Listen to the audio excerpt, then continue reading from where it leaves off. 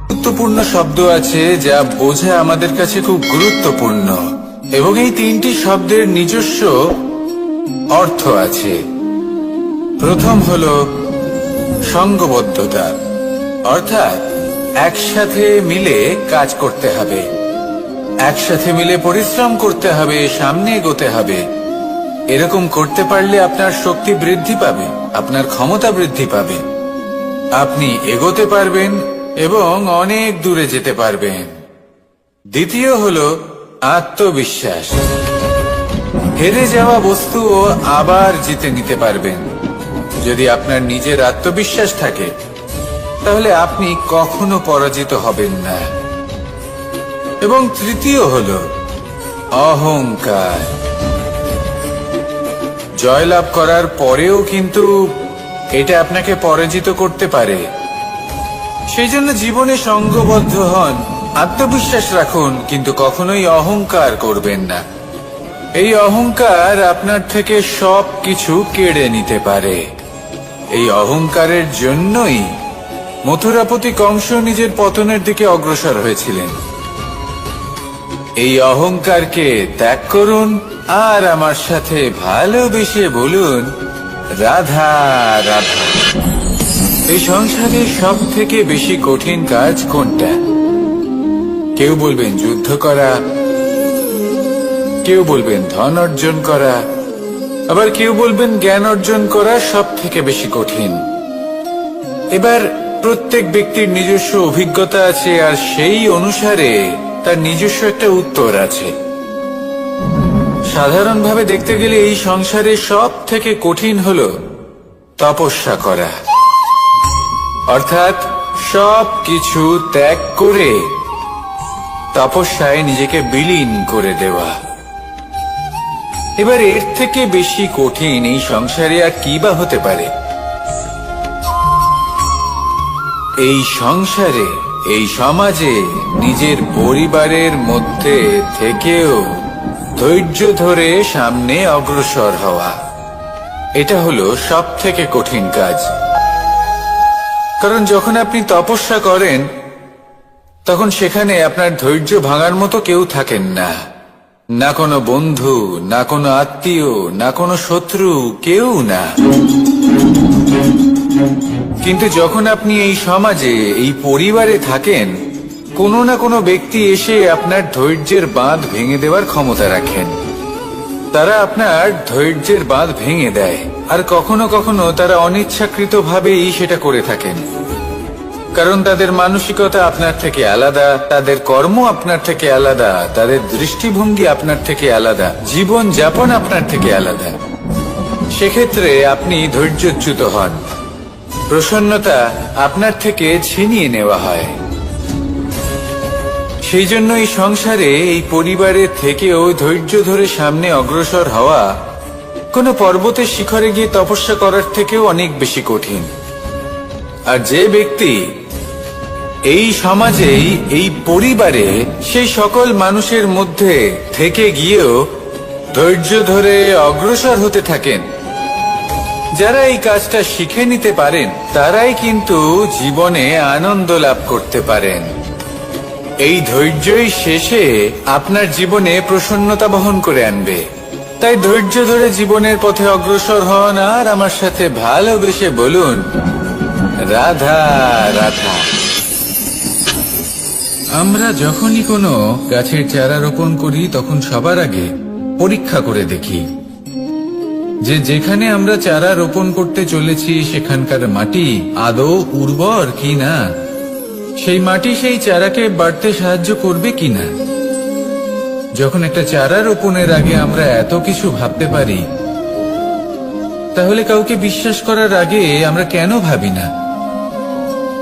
জীবনে কখনো এই বিশ্বাসরূপী চারা কোথাও রোপণ করার আগে বোঝার চেষ্টা করুন যে যার ওপর আপনি বিশ্বাস করতে চলেছেন সে কি আদৌ আপনার বিশ্বাসের যোগ্য কি না। ভেবে দেখুন সেই ব্যক্তি ভবিষ্যতে গিয়ে আপনার বিশ্বাস ভাঙতে পারে কিনা। এটাও ভেবে দেখুন যে যাকে আপনি বিশ্বাস করতে চলেছেন তাকে আপনি বিশ্বাস করলে নিজের জীবনের উদ্দেশ্যে আপনি অগ্রসর হতে পারবেন কিনা। আর তার জন্য প্রয়োজন সঠিক সিদ্ধান্ত, পরখ করা, কোনটা উচিত কোনটা অনুচিত সেটা বোঝা। আর তাতে কিন্তু আপনি সন্দেহবাতিক হবেন না, তাতে আপনি আরো নিপুণ হয়ে উঠবেন। তাই যদি আপনি নিপুণ হয়ে উঠতে চান তাহলে বোঝার চেষ্টা করুন, পরখ করে দেখুন, কোনটা উচিত কোনটা অনুচিত বুঝুন। আর বিশ্বাস তখনই করুন যখন আপনি 100% নিশ্চিত হবেন যে সে বিশ্বাসের যোগ্য। আসুন আমার সাথে ভালোবেসে বলুন, রাধা রাধা। রাধা কখনো কখনো আমার জন্য বড়ই সুগন্ধি আতর নিয়ে আসে, পারিজাত ফুলের মালা নিয়ে আসে আমার প্রসাধন করবে বলে, এবং আমার সব থেকে বেশি প্রিয় মাখন নিজে হাতে বানিয়ে আনে আমাকে নিজে হাতে খাইয়ে দেবে বলে, সবকিছু আমাকে প্রসন্ন করবে বলে। কিন্তু আপনি কখনো ভেবেছেন যে এই আতর কিভাবে বানানো হয়?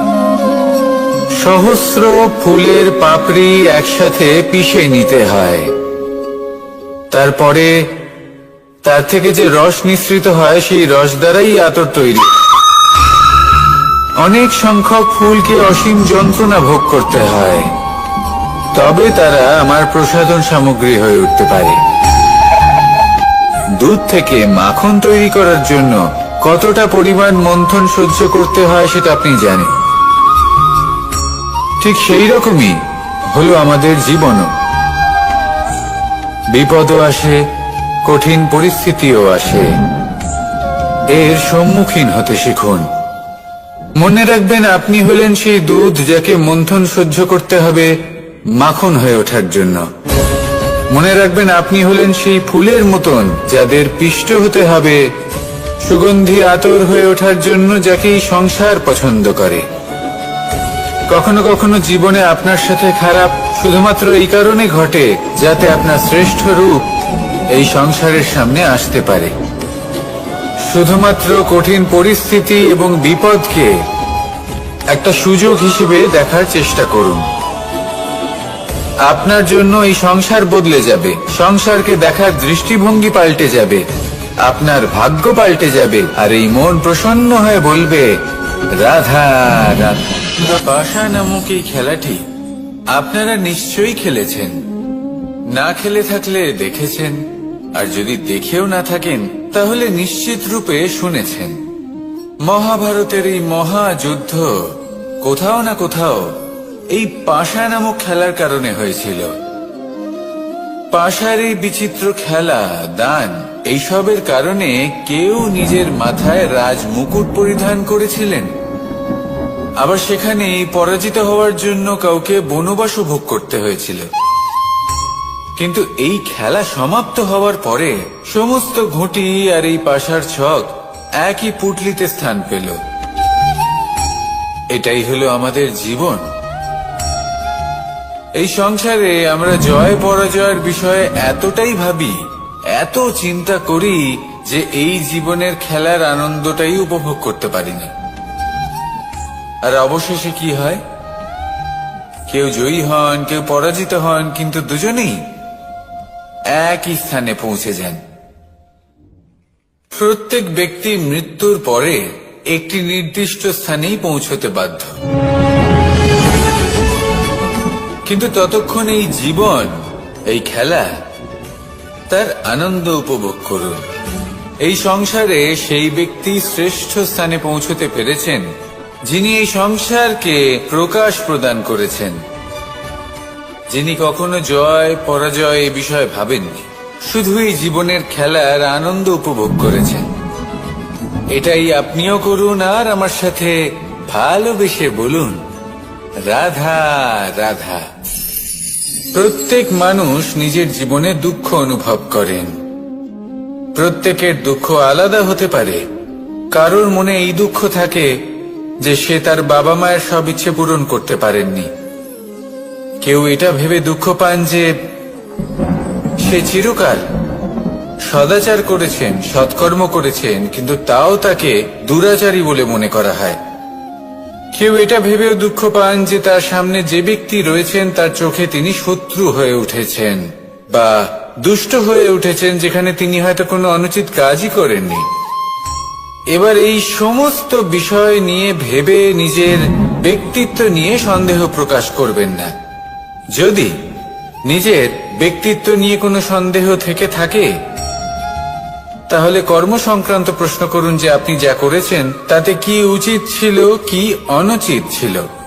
যেটা প্রয়োজন সেটা এটা বোঝার যে আপনার অন্তর্মন, আপনার বিবেক আপনাকে কি বলছে, আর আপনার অন্তর্মন আর আপনার বিবেক আপনাকে যেটা করতে বলবে শুধু সেটাই করুন। আর তারপরে এই সংসার কি বলবে, কি ভাববে সেসব নিয়ে ভাবতে যাবেন না, কারণ এই সংসার তো ঈশ্বরকেও প্রশ্ন করে থাকে, ঈশ্বরকেও দোষী মনে করে। কখনো কখনো যখন কোনো ঘটনা মানুষের ইচ্ছা অনুযায়ী ঘটে না, তখন মানুষ এটা বলে যে হে ঈশ্বর, আপনি আমার পাশে থাকলেন না, আপনি বড়ই কঠোর, এটা আপনার দোষ। যেখানে বেশিরভাগ সময় হয়তো সে নিজেই নিজের কর্মফল ভোগ করছে। আর কখনো কখনো ঈশ্বর হয়তো তার জন্য আরো ভালো কোনো পরিকল্পনা করে রেখেছেন, কিন্তু মানুষ এটা বুঝতে পারে না। তাই দিনের শেষে যেটা প্রয়োজন সেটা হলো নিজের মনের কথা বুঝতে হবে। আপনার বিবেক কি বলছে শুধু সেটাই করুন, আর সামনে এগোতে থাকুন। আমার সাথে ভালোবেসে বলুন, রাধা রাধা। পরিবর্তন, এটা হলো সৃষ্টির অমূল্য নিয়ম। এই সংসারে সবকিছু সময়ান্তরে পরিবর্তিত হয়, এই সময়ও পরিবর্তিত হয়। পরিবর্তন চিরকাল হয়ে এসেছে আর চিরকাল হতে থাকবে। কিন্তু এবার আমরা সেই পরিবর্তন কিভাবে লাভ করব, যেটা আমাদের প্রয়োজন, যেটা আমরা চাই। আমরা জীবনে বিকাশ চাই। এই বিকাশ কিভাবে লাভ করতে পারি? এই প্রকৃতি কিন্তু আমাদের অত্যন্ত উত্তম উদাহরণ দিয়ে বুঝিয়েছে। একটি বিন্দুর উদাহরণ দিয়েছে যা ভবিষ্যতে একটা বিশাল নদীর আকার ধারণ করে। এটা কিভাবে হয়? মেঘ থেকে একটি বিন্দু ঝরে পড়ে সেই পর্বতের ওপর যেখানে হিম আছে। সেই হিমের সংস্পর্শে আসা মাত্র সেই বিন্দুর সাথে আরো বেশ কিছু বিন্দু যুক্ত হয়। তারপর তারা অগ্রসর হয়, আরো কিছু বিন্দু যুক্ত হয়, আস্তে আস্তে একটা ক্ষীণ ধারার রূপ ধারণ করে, এবং সেটাই ভবিষ্যতে আরো এগোতে থাকে। অনেকটা যাওয়ার পর যখন অনেক সংখ্যক বিন্দু একসাথে যুক্ত হয়, তখন সেটা বিশাল নদীর আকার ধারণ করে। এবার আমরা মানুষ বলে আমাদের সাথে এই নিয়মের অন্যথা হয় তা নয়। আমরাও এই প্রকৃতির অংশ, আমাদের ক্ষেত্রেও একই নিয়ম প্রযোজ্য। যখন পরিশ্রম করে অনেক সংখ্যক বিন্দু আমরা একত্রিত করব, তখনই পরিবর্তনের নদী প্রবাহিত হবে। প্রয়োজন হল নিরন্তর পরিশ্রম করা এবং ধৈর্য ধরা। এটা করতে থাকুন, জীবনে সবকিছু লাভ করতে পারবেন। কারণ প্রকৃতি আমাদের এটাই শিখিয়েছে, আর আমরা এই ব্রহ্মরই একটি অংশ, যার দ্বারা এই ব্রহ্মাণ্ড নির্মিত। আসুন আমার সাথে ভালোবেসে বলুন, রাধা রাধা। কখনো এই প্রকৃতির দিকে তাকিয়ে থাকবেন। এই প্রকৃতি অনেক ধরনের শিক্ষা দেয়।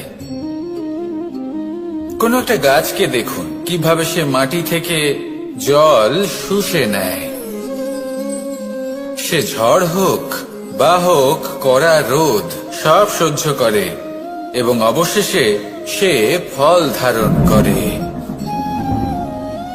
আর সেই ফল উৎপন্ন করার পরে সে ফল কিন্তু সে নিজে গ্রহণ করে না, এই সংসারকে প্রদান করে, যাতে পশু পাখি মানুষ তারা এই ফল গ্রহণ করে শক্তিশালী হয়ে উঠতে পারে, সুস্থ থাকতে পারে। সেভাবেই নদী, সরোবর এরা নিজেরাও কিন্তু নিজেদের জল গ্রহণ করে না, মাটিকে প্রদান করে, পশু পাখিকে প্রদান করে।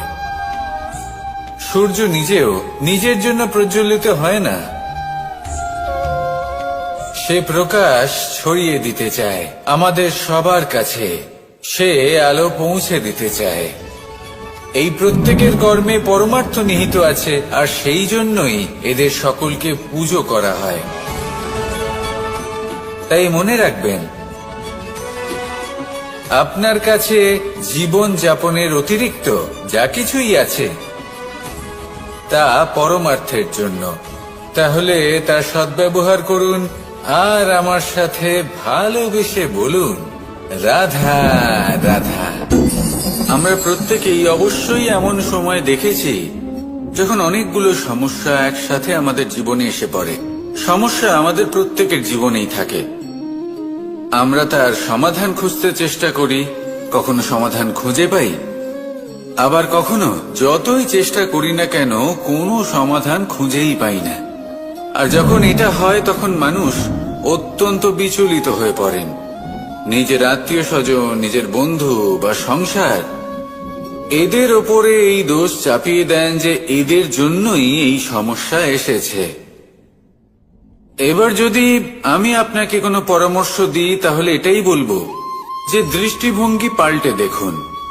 এই দৃষ্টিভঙ্গি দিয়ে দেখুন যে এই সংসারে যে সমস্যায় আসুক না কেন তার জন্য কেউ দোষী নয়, না আপনি না অন্য কেউ। এই পুরো খেলাটাই আপনার মানসিকতা, আপনার দৃষ্টিভঙ্গি, আপনার মনে। কিভাবে বোঝাচ্ছি, যখন আমাদের মন শক্ত থাকে তখন কঠিন থেকে কঠিনতর পরিস্থিতিও আমাদের জীবনে খুব বেশি হলে প্রতিস্পর্ধা হয়ে থেকে যায়। সেখানে যদি আমাদের মন দুর্বল থাকে তখন অল্প কঠিন পরিস্থিতিও আমাদের কাছে খুব বড় সমস্যা হয়ে যায়, তাই না? একটা শক্ত মন কঠিন পরিস্থিতিকে প্রতিস্পর্ধা হিসেবে দেখে আর তার মধ্যে ওটা সুযোগ খুঁজে নেয়। আমাদের শুধু এটাই করতে হবে। এই সংসারে অন্য কাউকে দোষী মনে করলে আপনার সমস্যা দূর হয়ে যাবে না। সেই জন্য এই সংসারকে দোষ দেওয়ার বদলে এই সমস্যার মূলে চলে যান, সেটাকে বুঝুন, নিজের এই মনকে শক্ত করে তুলুন।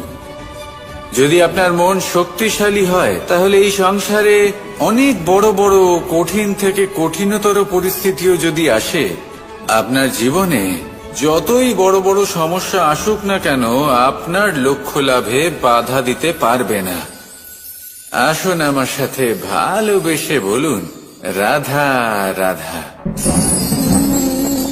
আমরা সবাই পাথর দেখেছি, পর্বতও দেখেছি, শুকনো পাতাও দেখেছি, শ্যামল বনানীও দেখেছি। কখনো ভেবেছেন পাথরের অস্তিত্ব কিন্তু ততক্ষণ পর্যন্ত যতক্ষণ সে পর্বতের গায়ে আটকে থাকে।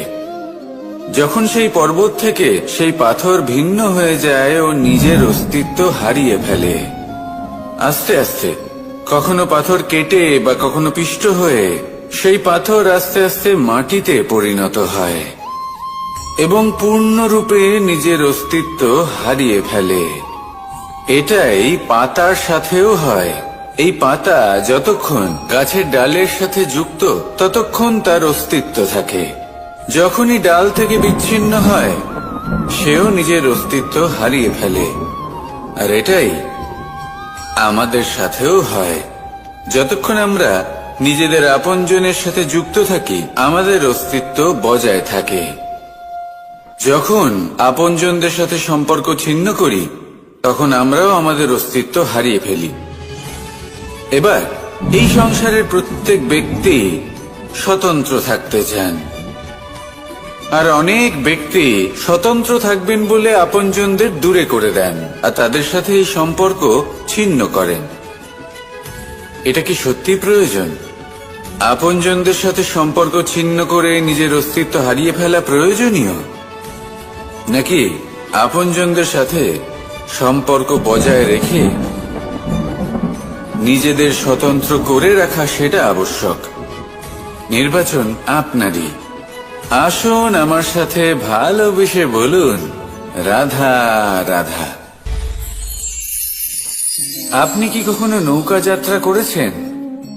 করে না থাকলেও নিশ্চয়ই দেখেছেন যে এই জল, যা নিজের অন্তরে সব কিছু সমাহিত করে নিতে পারে, এই নৌকা সেই জলের ওপরেই ভেসে থাকে।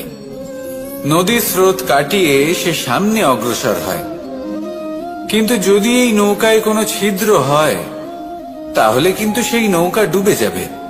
আর এতে কোনো তফাৎ হবে না যে সেই ছিদ্র ছোট নাকি বড়, নৌকা ডুবে যাবে। এই ছিদ্র হলো আমাদের জীবনে আমাদের অপগুণ, আমাদের দোষ, আমাদের বিকার। কখনো এটা ভাববেন না যে এই দোষ খুবই ছোট, এতে কিছুই যাবে আসবে না। না, সেই ছোট দোষ, সেই ছোট বিকার, যদি সেটাকে শুধরে না নেন, তাহলে সেটা আপনাকে আপনার পতনের দিকে নিয়ে যাবে। শেষ পর্যন্ত এটা আপনার উপর নির্ভরশীল যে আপনি কি চান। আপনার জীবনের এই নৌকা এভাবেই ডুবে যেতে দেখবেন, নাকি নিজেকে শুধরে নিয়ে সেই নৌকার সেই ছিদ্রটাকে ভরিয়ে তুলতে চাইবেন? নির্বাচন আপনার। আসুন আমার সাথে ভালোবেসে বলুন, রাধা রাধা। জল, জলই পৃথিবীতে বেঁচে থাকার জন্য আবশ্যক তো বটেই, কিন্তু এই জল আমাদের একটা অত্যন্ত গুরুত্বপূর্ণ শিক্ষা প্রদান করে। কখনো এই জলকে দেখেছেন? যে পরিস্থিতিতেই এই জল প্রবাহিত হোক না কেন, এর উপর যা কিছুই প্রভাব থাকুক না কেন, এর পথে যতই বাধা আসুক না কেন, তার মধ্যে থেকে ও নিজের পথ ঠিক বের করে নেয়। কিন্তু নিজের প্রবাহ থামতে দেয় না, ক্রমাগত অগ্রসর হতে থাকে।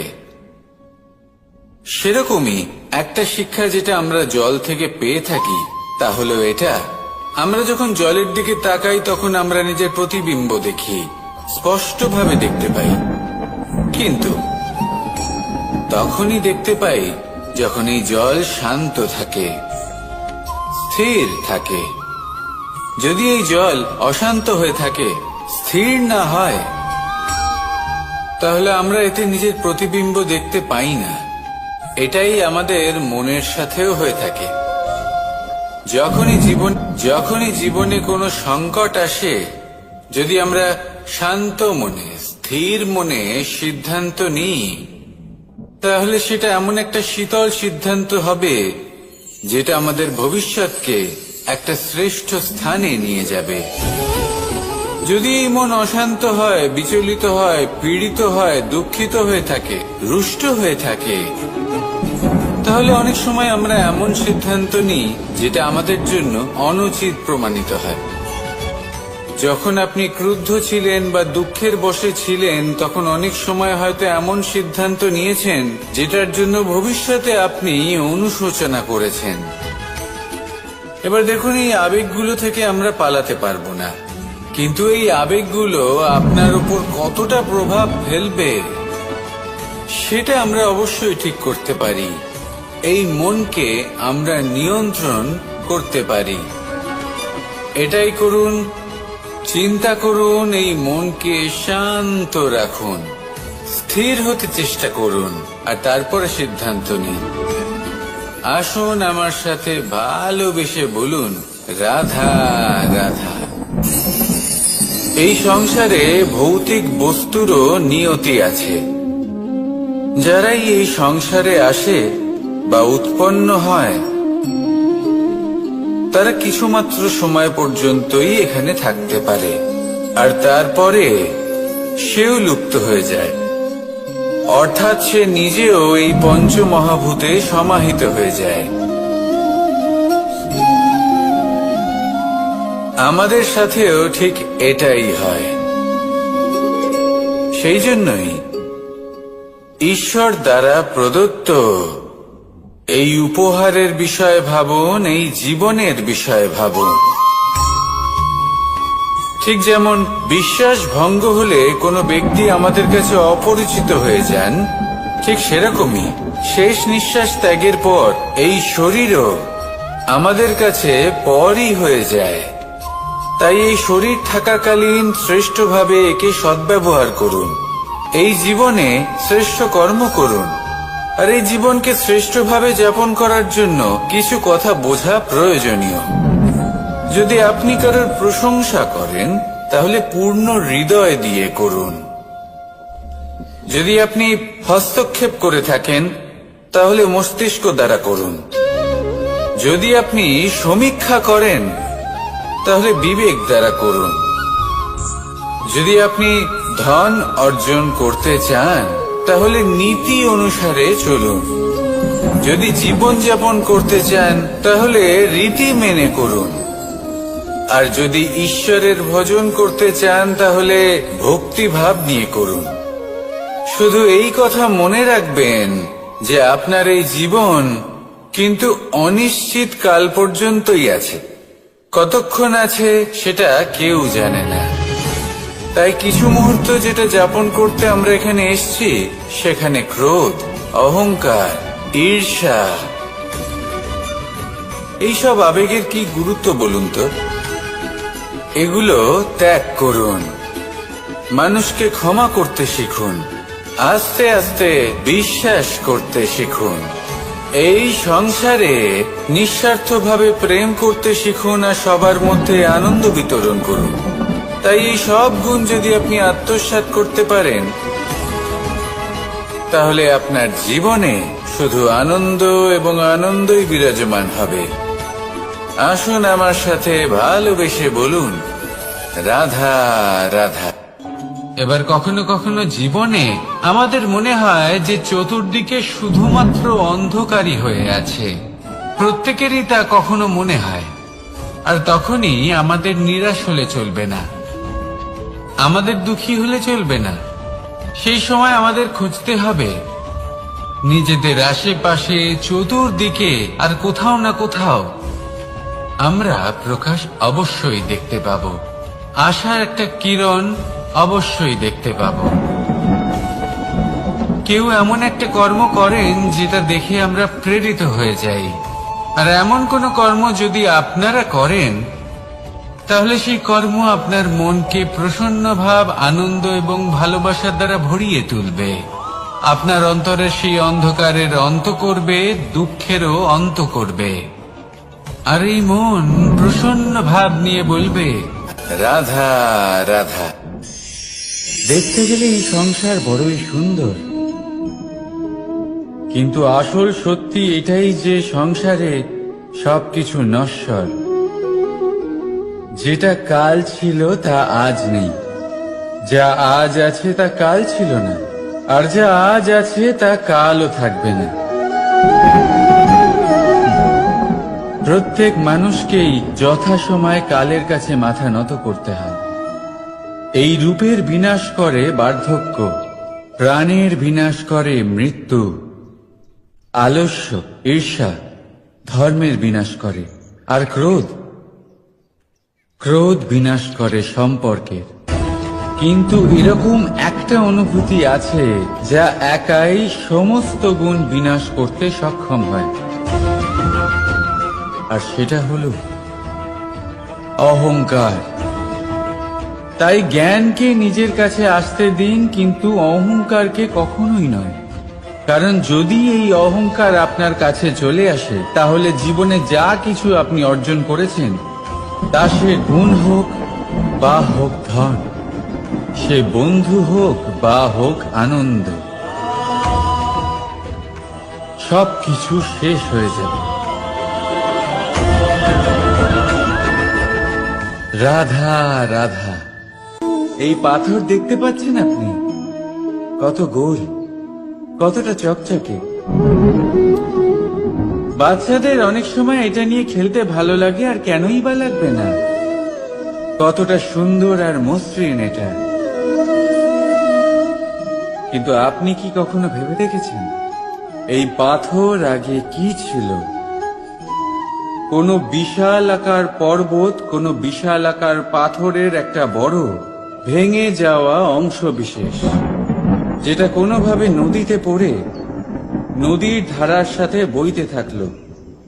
মাটির সাথে ঘর্ষণ হলো, বালির কণার সাথে ঘর্ষণ হতে থাকলো, আর তারপর ধীরে ধীরে এই আকার পেল। এবার আমরাও এই পাথরের মতোই।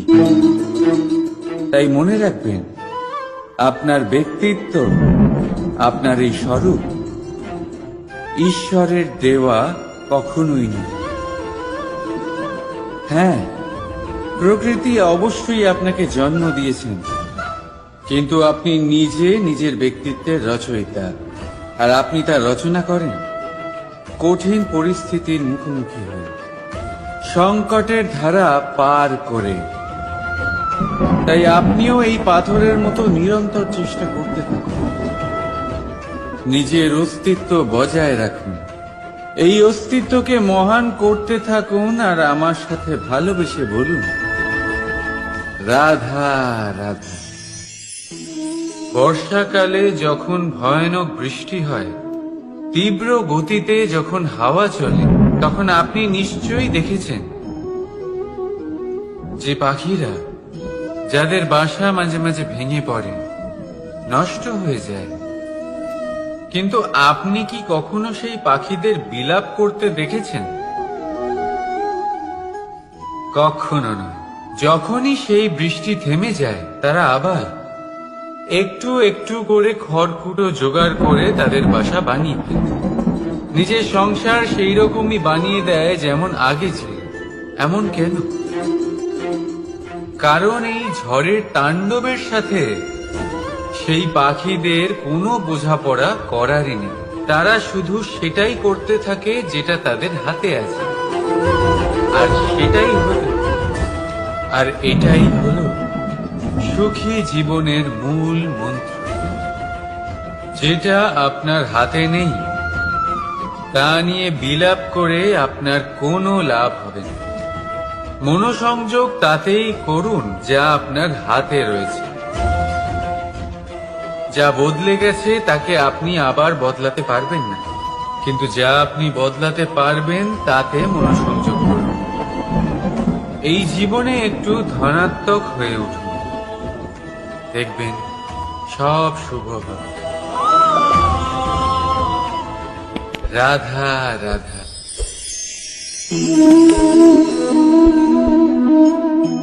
ছোটবেলায় একটা জিনিস আমি কখনো বুঝে উঠতে পারিনি।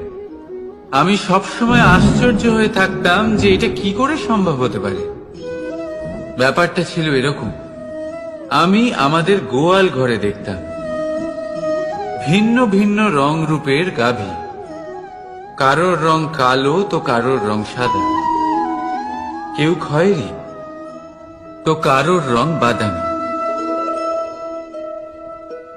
এবার আমি দেখতাম কারোর কারোর শিং বড় তো কারোর এত ছোট যে দেখাই যায় না।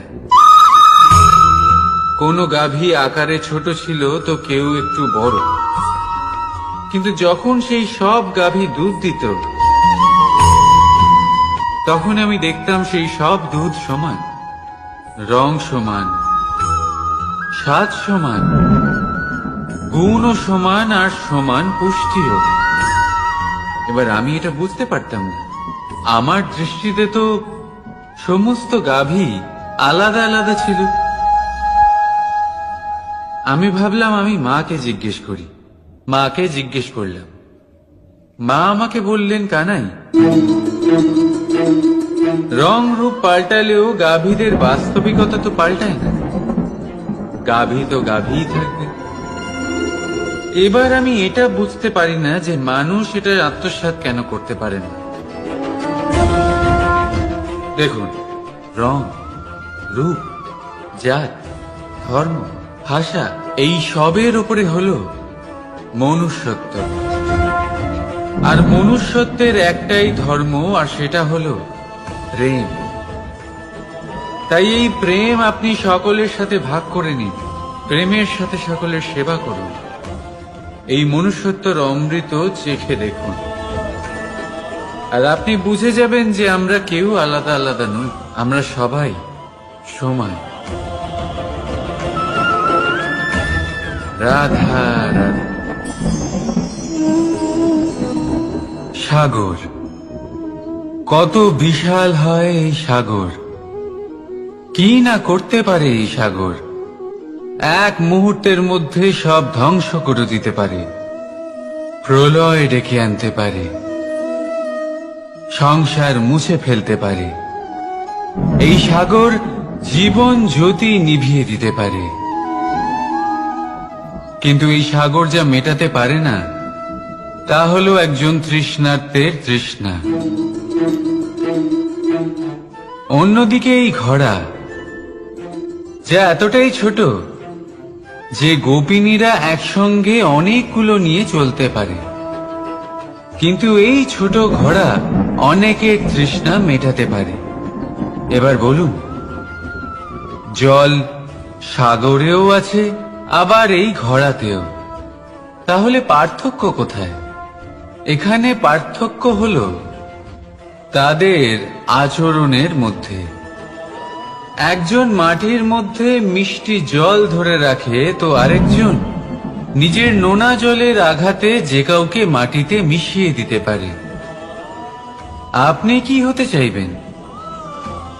সাগরের নোনা জল হয়ে কারোর আশা চূর্ণ বিচূর্ণ করে দিতে, নাকি মিষ্টি জলের ঘোড়া হয়ে কারোর তৃষ্ণা মেটাতে?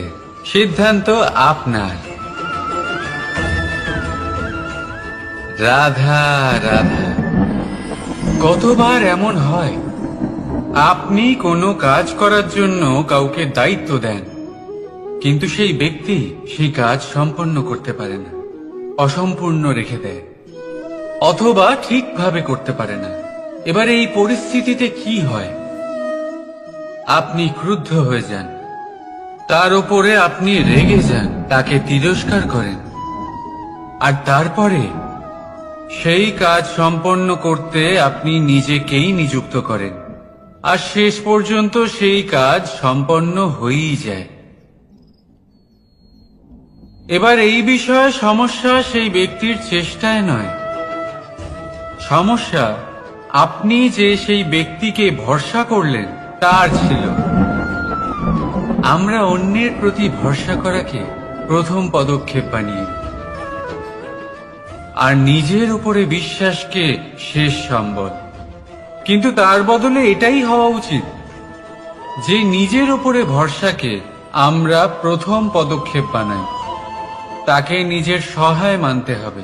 যদি আপনি এমন করেন, তাহলে পরিণাম আরো সুখকর, আরো আনন্দদায়ক হবে।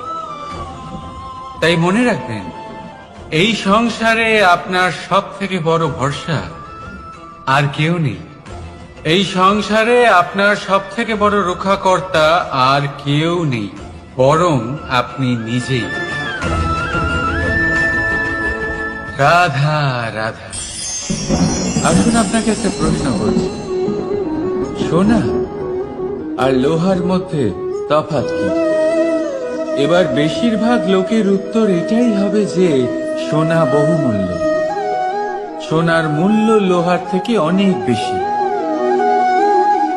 এটা ঠিক, কিন্তু আমাদের এটা ভোলা ঠিক হবে না যে সোনা আমাদের সাজগোজের কাজে লাগে, আমাদের আরো বেশি সুন্দর দেখায়।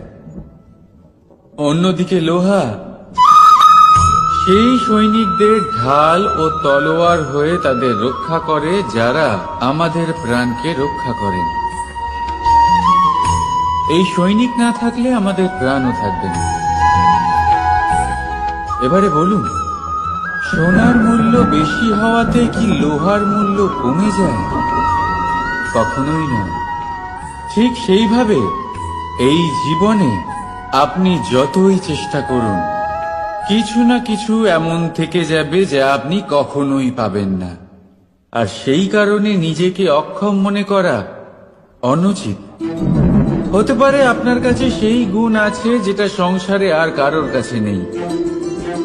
সেই গুণটাকে চিনুন, সেটাকে বাড়ান, আর সেটাকে ব্যবহার করুন। তাই মনে রাখবেন, সংসারে প্রত্যেকটা ব্যক্তি বিশেষ হয়, আর এই সংসারে সবাই সবকিছু পায় না। নিজেই দেখে নিন, সোনাকে যে দোকানে সাজিয়ে রাখা হয় সেই দোকানের তালা লোহা দিয়ে তৈরি হয়। রাধা রাধা।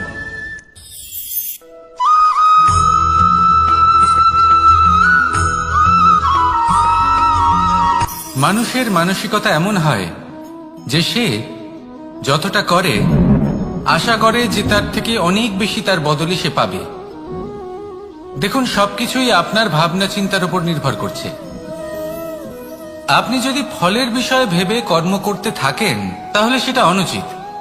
জীবনের আসল আনন্দ হলো নিজের কর্ম করতে থাকা, ফলের চিন্তা করা উচিত নয়। যদি আপনি এরকম ভাবেন যে আমি এতটা করছি, আমার এতটা পাওয়া উচিত, সেই ভাবনা অনুচিত। যদি আপনি সেবার মানসিকতা নিয়ে কর্ম করতে থাকেন, কর্মচক্রে প্রবাহিত হন, যদি আপনি এমন ভাবনা রাখেন যে আমি এতটা পাচ্ছি তাই এর থেকে অনেক বেশি আমি কর্ম করব, তাহলে নিশ্চিত রূপে আপনি যতটা করছেন তার থেকে অনেক বেশি আপনি পাবেন। আপনার আশার থেকে অনেক বেশি আপনি পাবেন। শুধু জীবনে অনেক বেশি কাজ করতে থাকুন, ফলের চিন্তা করবেন না। আর মনে রাখবেন, এই ভাবনাই সব থেকে বড় বীজ। কর্মের উপর বিশ্বাস রাখুন। জীবনে যা যা আপনি চান সবই সুখময় হবে। আসুন আর আমার সাথে ভালোবেসে বলুন, রাধা রাধা।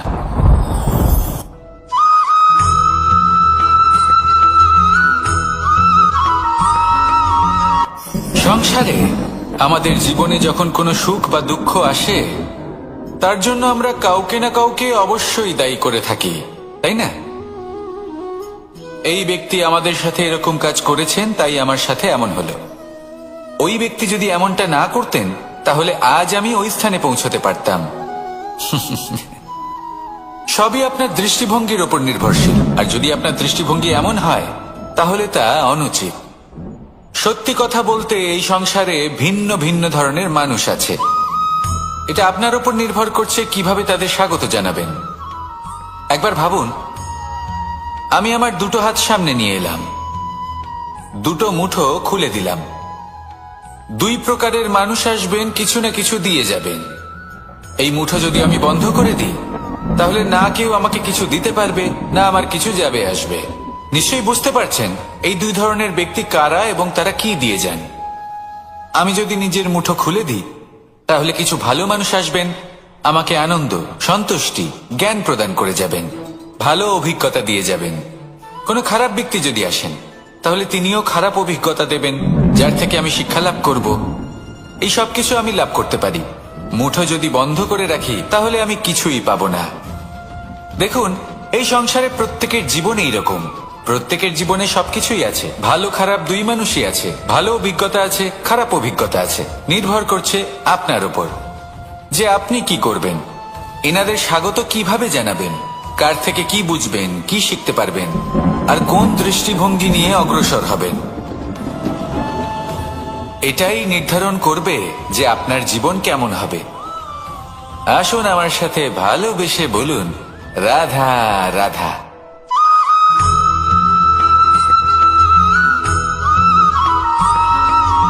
ফিরে আসছিলেন এবং তাদের ফেরার পথে হঠাৎ করে কোথাও থেকে একটি বাছুর চলে এলো। এই দুই বোন ভয়ভীত হয়ে গেলেন আর তাদের হাত থেকে সেই আটা পড়ে গেল, মাটিতে মিশে গেল। এবার এই পুরো ঘটনাক্রমে যদি কারোর বিন্দুমাত্র লাভ হয়ে থাকে, বিন্দুমাত্র আনন্দ পেয়ে থাকে, তাহলে সে কে? সেই ছোট বোন, যিনি মাঝে মাঝেই গমের দানা তুলছিলেন এবং খাচ্ছিলেন। কিছুটা হলেও উনি আনন্দ লাভ করেছিলেন। এবার এরকমই হলো আমাদের জীবনে ভক্তি এবং ভালোবাসা সংক্রান্ত বিষয়।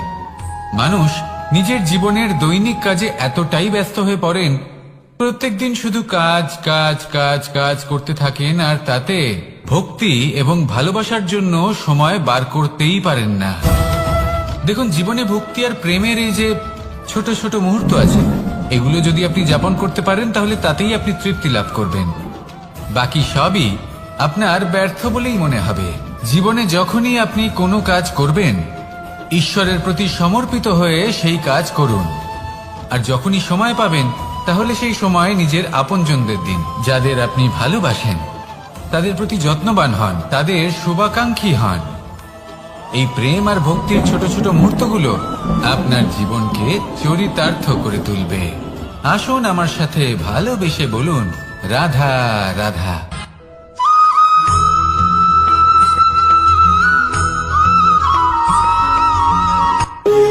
যখন মানুষের মৃত্যু হয় তখন কি হয়?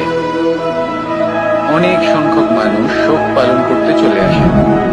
যে ব্যক্তি মৃত্যু লাভ করেছেন তার অনেক বস্তু থাকে যেগুলো তার প্রিয়, যেগুলো তিনি ব্যবহার করেছেন।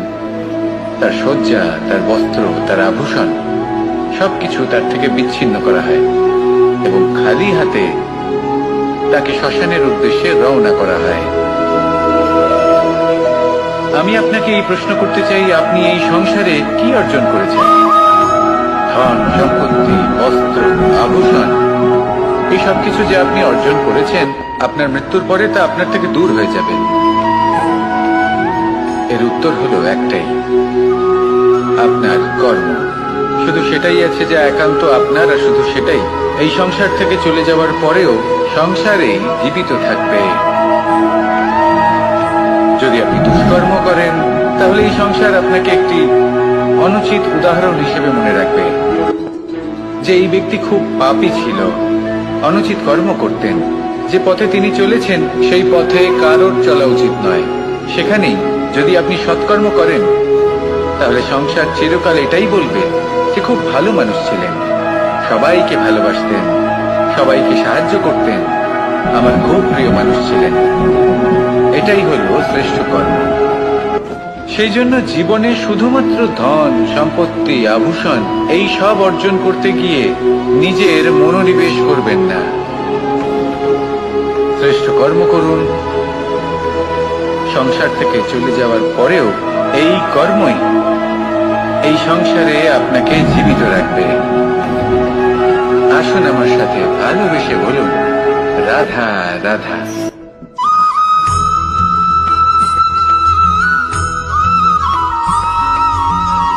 পুরুষার্থ।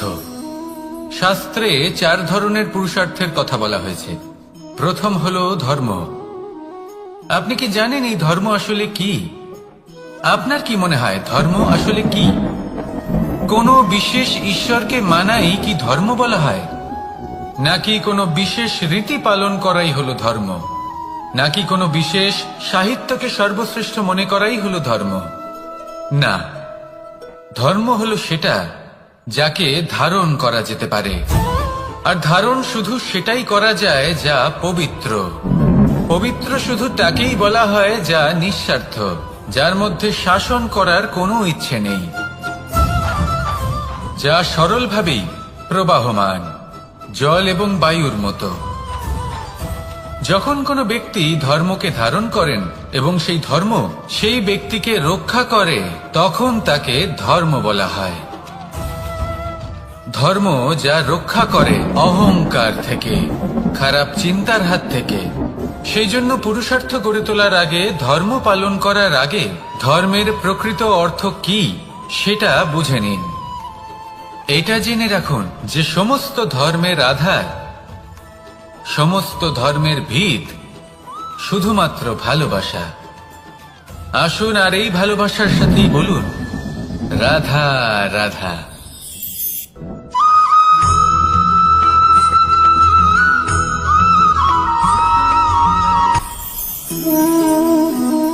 শক্তি এক অত্যন্ত বিচিত্র বস্তু, বা বলতে পারেন অনুভূতি।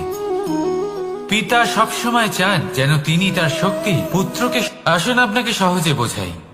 যদি আপনি সুপাত্র হন আর আপনাকে শক্তি দেওয়া হয়, তাহলে আপনি সেই শক্তির গুরুত্ব বুঝবেন, কোথায় সেই শক্তি প্রয়োগ করা উচিত সেটা বুঝবেন।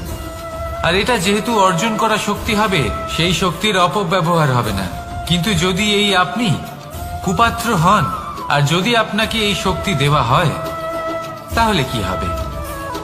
দেখতে গেলে এই শক্তি আপনি দান হিসেবে পেয়েছেন, তাই না আপনি এই শক্তির গুরুত্ব বুঝবেন আর না এর প্রয়োগ আপনি জানবেন। তার অপব্যবহার হওয়া সুনিশ্চিত। তাই যদি আপনি কোনো শক্তি অর্জন করতে চান, তাহলে আগে তার যোগ্য হয়ে উঠুন। পুত্র নয় পাত্র হয়ে উঠুন আর আমার সাথে ভালোবেসে বলুন, রাধা রাধা।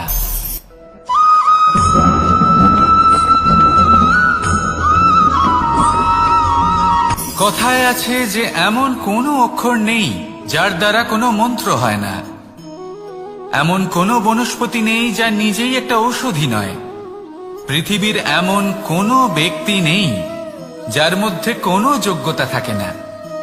শুধু প্রয়োজন হলো যে ব্যক্তিকে আমরা খুঁজে চলেছি তাকে সঠিকভাবে চিনে নেওয়া। যদি তার যোগ্যতা, তার বিশেষত্ব আমরা বুঝতেই না পারি, তাহলে আর লাভ কি রইল? এই সংসারে এমন অনেক ব্যক্তি রয়েছেন যারা ছোট ছোট অসফলতার কারণে আপনাকে এটা বলে দেবে যে আপনি কোনো কাজের নন, আপনি হলেন মূর্খ, আপনি কিছুই করতে পারবেন না। এইসব কথায় কখনোই বিশ্বাস করবেন না, কারণ আপনি এবং প্রত্যেকটি জীব এই পরমাত্মা এবং এই প্রকৃতির সৃষ্টি, যা অত্যন্ত বিশেষ। যদি আপনাকে উদাহরণ দিই তাহলে একদিকে আছে তরোয়াল, একটা বড় লম্বা তরোয়াল যার দ্বারা যুদ্ধ করা যায়, জয়লাভ করা যায়। আর অন্যদিকে রয়েছে একটা ছোট্ট সূচ, কিন্তু যে কাজ একটা ছোট্ট সূচ করতে পারে তা একটা তরোয়াল দ্বারা সম্ভব নয়। এর অর্থ হলো এটাই যে প্রত্যেকটা রচনা অত্যন্ত অমূল্য এবং অত্যন্ত বিশেষ হয়। তাহলে বিশ্বাস রাখুন যে আপনি অত্যন্ত বিশেষ একজন, আর প্রেমের সাথে বলুন, রাধা রাধা।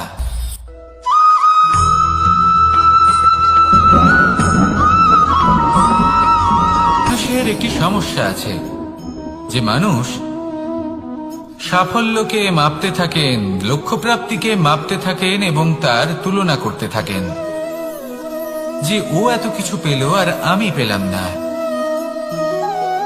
ওর কাছে এত কিছু আছে কিন্তু আমার কাছে নেই। এই তুলনা করার জন্য ওনারা দুঃখী হয়ে পড়েন, নিরাশ হয়ে পড়েন। তাই আমি একটা প্রশ্ন করছি যে এটা কি উচিত? এই সংসারে আপনি কি নিয়ে তুলনা করবেন, যেখানে সূর্যদেব চন্দ্রমা দুজনেই আছেন, দুজনেই হলেন বিশেষ, দুজনেই নিজ নিজ সময়ে উদিত হন। এদের মধ্যে একজন না থাকলে তাহলে আমাদের জীবন কঠিন হয়ে পড়বে। ঠিক সেইভাবেই আপনি যদি একটা বড় রেখা অঙ্কন করেন তাহলে অন্য রেখাটি ছোট হয়ে পড়ে না, সে তেমনই থাকে যেমনটা সে ছিল। আপনার অস্তিত্ব কখনো ছোট বা বড় হতে পারে না। শুধু তুলনা করার জন্য আপনার এটা মনে হতে পারে। যদি আপনি যুদ্ধ করতে চান আপনার তলোয়ারের প্রয়োজন পড়বে, যদি বস্ত্র তৈরি করতে চান এত বড় তলোয়ার দিয়ে কিছুই হবে না, তখন প্রয়োজন পড়বে একটা ছোট্ট সূচের। তাই তুলনা করবেন না, না নিজেকে ছোট মনে করবেন না অন্য কাউকে। সবার সাথে সহযোগিতা করুন, আর যদি তুলনা করতেই হয় নিজের সাথে করুন, যে কাল আমি কেমন ব্যক্তি ছিলাম, আজ কি তার থেকে শ্রেষ্ঠ হয়ে উঠতে পেরেছি। ভেবে দেখুন ভবিষ্যতে গিয়ে আপনি কতটা শ্রেষ্ঠ ব্যক্তি হতে পারেন। আসুন আমার সাথে ভালোবেসে বলুন, রাধা রাধা।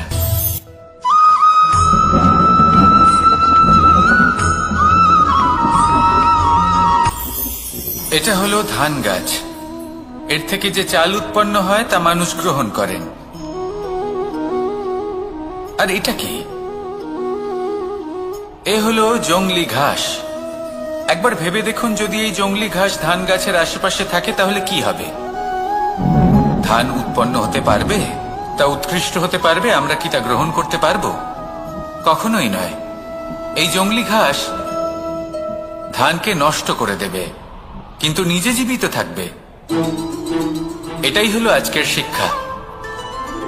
এই সংসারে যদি আপনি নীতির পথে চলতে চান, উচিত কর্ম করতে চান, সংসারকে সেবা করতে চান, তাহলে জংলি ঘাসের মতো ব্যক্তিদের থেকে সবসময় দূরে থাকতে হবে। সেই ব্যক্তি যারা দুর্নীতি এবং মিথ্যা দ্বারা পরিপূর্ণ, যাদের ব্যবহার অশুভ, যাদের অনেক অশুভ গুণ রয়েছে, তারা সঠিক নয়।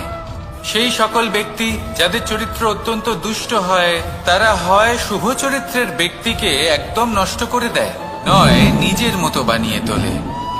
তাই যদি আপনি নীতির পথে চলতে চান, এই সংসারের জন্য শুভ কর্ম করতে চান, তাহলে সেই সঙ্গ লাভ করুন যে সঙ্গ জ্ঞানে পরিপূর্ণ, যাদের মধ্যে অনেক গুণ আছে, যাদের থেকে প্রতিদিন কিছু শিখতে পারবেন, এমন ব্যক্তির সাথে জীবন অতিবাহিত করুন। দুরাচারীদের থেকে দূরে থাকুন, তবেই এই মন প্রসন্ন হয়ে বলবে, রাধা রাধা।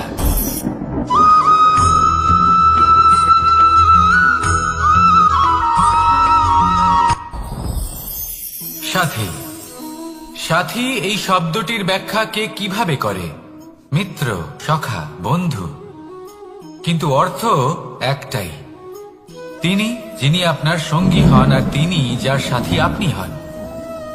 এবার সব থেকে বড় প্রশ্ন হলো এটাই যে তিনি কে হতে পারেন যাকে আপনি আপনার সাথী বলে মেনে নিতে পারেন, নিজের সখা, নিজের মিত্র, নিজের বন্ধু মেনে নিতে পারেন।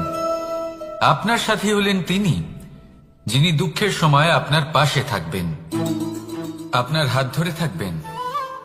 আপনার সাথী হলেন তিনি যার হাত আপনি নিজের সুখের দিনে ধরে থাকবেন। সেই সাথীরই হাত ধরুন যিনি দুঃখে সবসময় আপনাকে সাহায্য করার জন্য তৎপর হয়ে থাকেন, আপনার পাশে থাকেন, আর যাকে সুখের দিনে আপনি আপনার সাথে রাখতে পারেন। আর যখন আপনার সাথে আপনার এই সাথী থাকবে, তখন আপনি এটা বুঝবেন যে যখন জীবনে দুঃখ আসে তখন এই দুঃখ কমে যায়, সবার মধ্যে ভাগ হয়ে যায়। আর যদি তখন সুখ আসে তাহলে সেটা সবার উপস্থিতিতে আরো বেড়ে যায়। এটাই হলো প্রেম, এটাই হলো ভালোবাসা, এটাই হলো সঙ্গ। যেমন সম্পর্ক আমার আর রাধার মাঝে। তাহলে আসুন আর আমার সাথে ভালোবেসে বলুন, রাধা রাধা।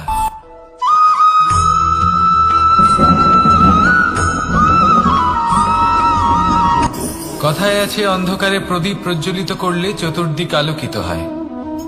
কিন্তু যদি এই প্রদীপ আমি সূর্যের আলোর সম্মুখে সকালবেলায় প্রজ্বলিত করে রেখে দিই, তাহলে কি হবে? আপনি বলবেন যে এটা করে তো কোনো লাভই হলো না।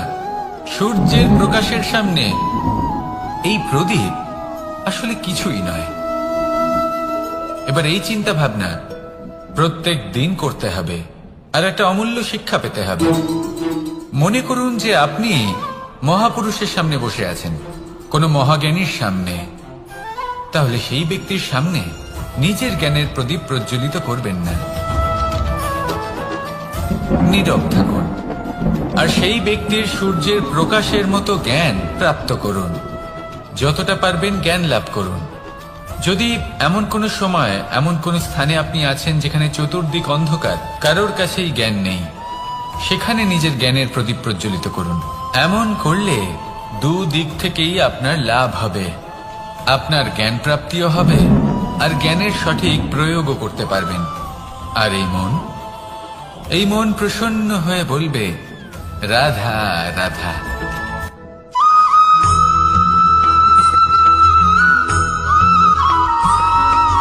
প্রত্যেক মানুষ নিজের জীবনে হীরক তথা হীরে এবং দর্পণ এই দুই দেখেছেন। এই দুই হলো সাদা, এবং এরা দুজনেই আলোর প্রতিফলন ঘটায়, এবং এরা দুজনেই উজ্জ্বল হয়ে ওঠে। আপনি হয়তো মনে মনে ভাবছেন যে এটা কি ধরনের তুলনা করছি। একটা হীরে তো রত্ন, তার মূল্য দর্পণের থেকে অনেক গুণ বেশি। কিন্তু হীরে থাকাতে দর্পণের মূল্য কিন্তু কোনো অংশে কমে যায় না, তাই না? মানুষ যখন হীরে নিজের হাতে নেয় তখন সবার আগে কি খোঁজে? দর্পণ, যাতে তার মধ্যে দিয়ে দেখে সে বুঝতে পারে যে সেই হীরে আদৌ তার শোভাবর্ধন করছে কিনা, তাকে ভালো দেখাচ্ছে কিনা, প্রসাধনের জন্য সেটা ব্যবহার করা ঠিক হবে কিনা।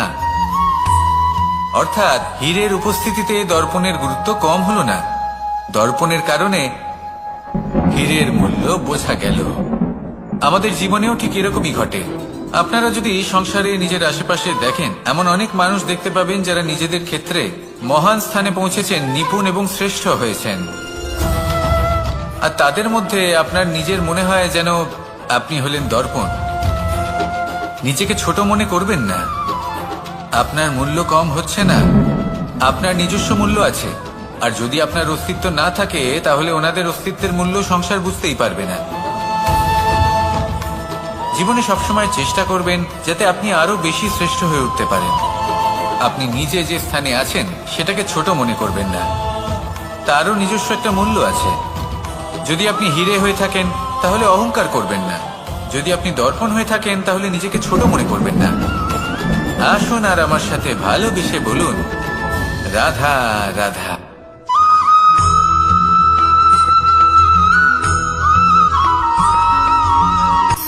শক্তি শক্তি অর্জন করা এতটা কঠিন নয় যতটা শক্তি লাভ করার পরে সেই শক্তি সামলানো কঠিন হয়।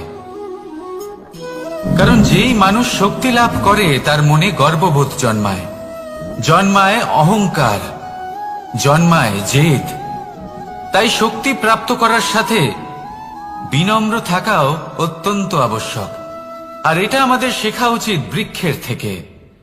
বৃক্ষ যা আমাদের ফল দেয়, বৃক্ষ যা যত ফল দেয় ততটাই ঝুঁকে যায়। আমরা পাথর মারি ওই বৃক্ষের থেকে ফল প্রাপ্ত করার জন্য। সেই পাথরের মার সহ্য করেও বৃক্ষ আমাদের ফল দেয়। কোনো গর্ববোধ নেই, কোনো অহংকার বোধ নেই। আর সেই জন্য এই বৃক্ষের পুজো করা হয়। এটাই হলো মাহাত্ম্য শক্তির সাথে বিনম্রতার। যদি এই শক্তি সৃজন করে থাকে, সাহায্য করে থাকে, সম্বল হয়ে থাকে, তবেই সেই শক্তি উপযুক্ত। আর নয়তো সেই শক্তি একদিন আপনাকে আসক্ত অবশ্যই করবে। তাহলে শক্তি অবশ্যই অর্জন করুন, কিন্তু তার সাথে সেই শক্তি সামলানোর মতো বিবেকও আপনাকে অবশ্যই জাগ্রত করতে হবে। তাহলে আসুন আমার সাথে ভালোবেসে বলুন, রাধা রাধা।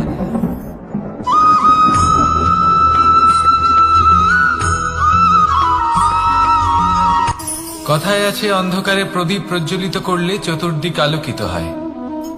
কিন্তু যদি এই প্রদীপ আমি সূর্যের আলোর সম্মুখে সকালবেলায় প্রজ্বলিত করে রেখে দিই, তাহলে কি হবে? আপনি বলবেন যে এটা করে তো কোনো লাভই হলো না। সূর্যের প্রকাশের সামনে এই প্রদীপ আসলে কিছুই নয়। এবার এই চিন্তা ভাবনা প্রত্যেক দিন করতে হবে, আর একটা অমূল্য শিক্ষা পেতে হবে। মনে করুন যে আপনি মহাপুরুষের সামনে বসে আছেন, কোনো মহাজ্ঞানীর সামনে।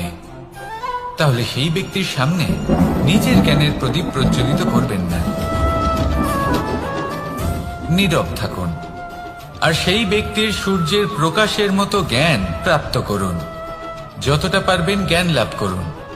যদি এমন কোনো সময়, এমন কোনো স্থানে আপনি আছেন যেখানে চতুর্দিক অন্ধকার, কারোর কাছেই জ্ঞান নেই, সেখানে নিজের জ্ঞানের প্রদীপ প্রজ্বলিত করুন। এমন করলে দুদিক থেকেই আপনার লাভ হবে।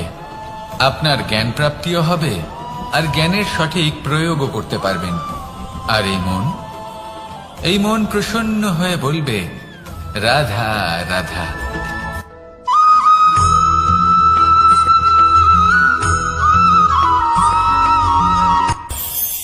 এই সংসারে আমরা প্রকাশ কোথা থেকে পাই? এর উত্তর বড়ই সরল। ভোরে যখন সূর্যোদয় হয় তখন প্রকাশের কিরণ আমাদের ঘরে এসে পৌঁছয়। এইভাবেই আমরা প্রকাশ লাভ করি। এবার এই প্রকাশের আলোতেই আমরা সারাদিনের কাজ সম্পন্ন করি। সন্ধে হয়ে যায়, সূর্যাস্ত হয়ে যায়। আর আমাদের ঘর যাতে অন্ধকার না হয় তার জন্য আমরা একটা প্রদীপ প্রজ্বলিত করি।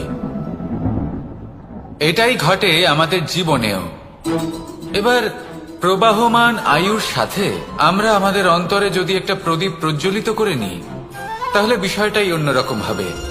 এবার আপনি বলবেন, কোন প্রকাশের কথা বলছি যে আমাদের অন্তরে জাগ্রত করা সম্ভব? আমাদের আত্মার মাঝে প্রেমের প্রকাশ জাগ্রত করার কথা বলছি। কারণ আমাদের এই জীবন এও হলো দিনের আলোর মতো। আজ প্রকাশ আছে, কিন্তু কোনোদিন অবশ্যই অস্ত হবে। কিন্তু অস্ত হবার আগে যদি আমরা আমাদের আত্মার মাঝে প্রেমের এই প্রকাশ উজ্জ্বলিত করে নিই, তাহলে আমাদের সন্ধ্যাকালও আমরা আনন্দে এবং প্রেমে যাপন করব। তাহলে আসুন আর আমার সাথে ভালোবেসে বলুন, রাধা রাধা।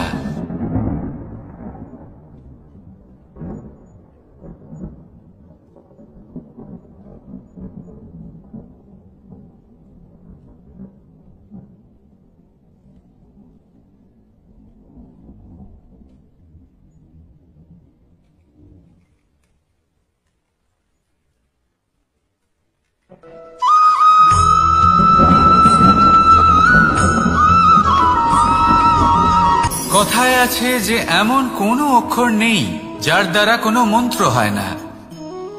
এমন কোনো বনস্পতি নেই যা নিজেই একটা ঔষধি নয়। পৃথিবীর এমন কোনো ব্যক্তি নেই যার মধ্যে কোনো যোগ্যতা থাকে না। শুধু প্রয়োজন হলো যে ব্যক্তিকে আমরা খুঁজে চলেছি তাকে সঠিকভাবে চিনে নেওয়া। যদি তার যোগ্যতা, তার বিশেষত্ব আমরা বুঝতেই না পারি, তাহলে আর লাভ কি রইল? এই সংসারে এমন অনেক ব্যক্তি রয়েছেন যারা ছোট ছোট অসফলতার কারণে আপনাকে এটা বলে দেবে যে আপনি কোনো কাজের নন, আপনি হলেন মূর্খ, আপনি কিছুই করতে পারবেন না। এইসব কথায় কখনোই বিশ্বাস করবেন না, কারণ আপনি এবং প্রত্যেকটি জীব এই পরমাত্মা এবং এই প্রকৃতির সৃষ্টি, যা অত্যন্ত বিশেষ। যদি আপনাকে উদাহরণ দিই তাহলে একদিকে আছে তরোয়াল, একটা বড় লম্বা তরোয়াল যার দ্বারা যুদ্ধ করা যায়, জয়লাভ করা যায়। আর অন্যদিকে রয়েছে একটা ছোট্ট সূঁচ, কিন্তু যে কাজ একটা ছোট্ট সূঁচ করতে পারে তা একটা তরোয়াল দ্বারা সম্ভব নয়। এর অর্থ হলো এটাই যে প্রত্যেকটা রচনা অত্যন্ত অমূল্য এবং অত্যন্ত বিশেষ হয়। তাহলে বিশ্বাস রাখুন যে আপনি অত্যন্ত বিশেষ একজন, আর প্রেমের সাথে বলুন রাধা রাধা।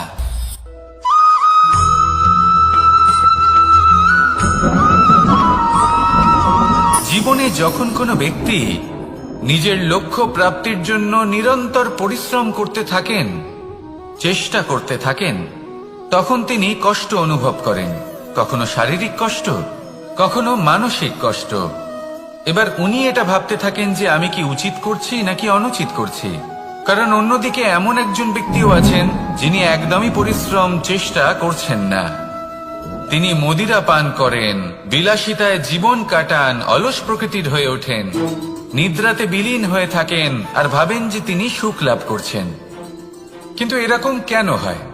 কারণ যখন আমরা সৎ পথে থাকি, উচিত পথে চলি, লক্ষ্য প্রাপ্ত করার জন্য চেষ্টা করতে থাকি, তখন আমাদের ভেতরে থাকা নেতিবাচক শক্তি এবং পাপ এই দেহকে ত্যাগ করে দেয়। আর এই অনুভূতিটাই আমাদের দুঃখের অনুভূতি দেয়, কষ্ট দেয়।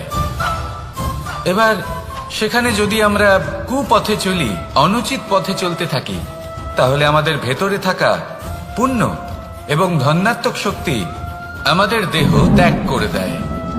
আর এই অনুভূতির কারণেই আমরা সুখ অনুভব করি। কিন্তু কখনো ভাববেন যে এই সুখ বেশি সময় পর্যন্ত থাকে না।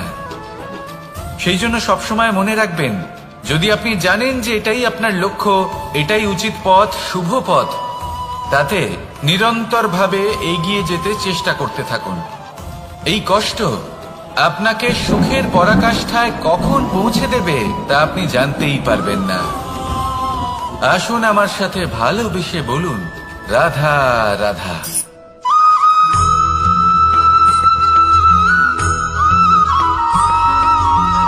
এই দড়িটা দেখুন, ছোট ছোট রেশম দ্বারা তৈরি, এটা সরু সুতো দ্বারা তৈরি হয়েছে এটা, আর এ অত্যন্ত কোমলও বটে। আর আপনি চাইলে এটা সোজাও করে দিতে পারেন, আর চাইলে এটা বেঁকিয়েও দিতে পারেন, আর যদি চান তাহলে এটা গোল গোল করে বেঁধে কোথাও রেখেও দিতে পারেন। এবার এই কোমল দড়ি যদি কোনো নিষ্ঠুর কঠিন পাথরে বারংবার জড়িয়ে দেওয়া হয়, তাহলেও তাকেও কাটতে পারে, নিজের ছাপ ছেড়ে যেতে পারে, সেটার আকারও বদলে ফেলতে পারে। এবার এর কারণ কি? এর কারণ হলো অভ্যাস আর নিরন্তর প্রচেষ্টা। যদি আপনিও চেষ্টা করেন আর নিরন্তর কর্ম করে যান, তাহলে আপনার প্রারব্ধ পাথরের মতো কঠিনই হোক না কেন, তাতে ভাঙন ধরিয়েও আপনি নিজের লক্ষ্যে অবশ্যই পৌঁছতে পারবেন। একটা গুরুত্বপূর্ণ কথা মনে রাখবেন, সুকর্মের অভ্যাস আর নিরন্তর প্রয়াস, এই হলো সাফল্যের মন্ত্র।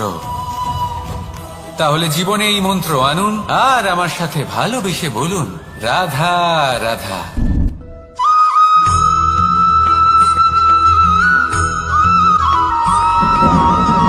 এই সংসারে কোনো বস্তু হোক বা ব্যক্তি হোক, তার একার গুরুত্ব কিন্তু খুব বেশি নয়।